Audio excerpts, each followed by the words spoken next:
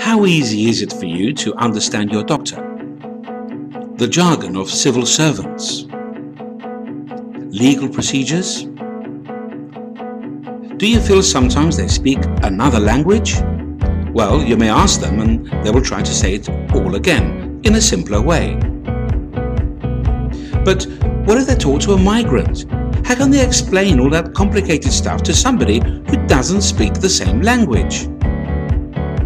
Can you think of the effects of bad understanding?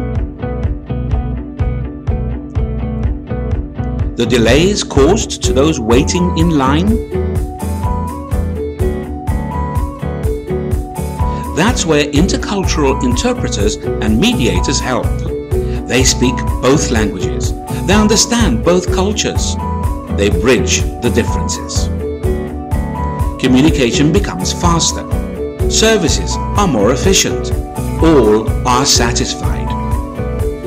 No irritation. No confusion. It's time to train more intercultural mediators. We need their help. Time. Train intercultural mediators for a multicultural Europe.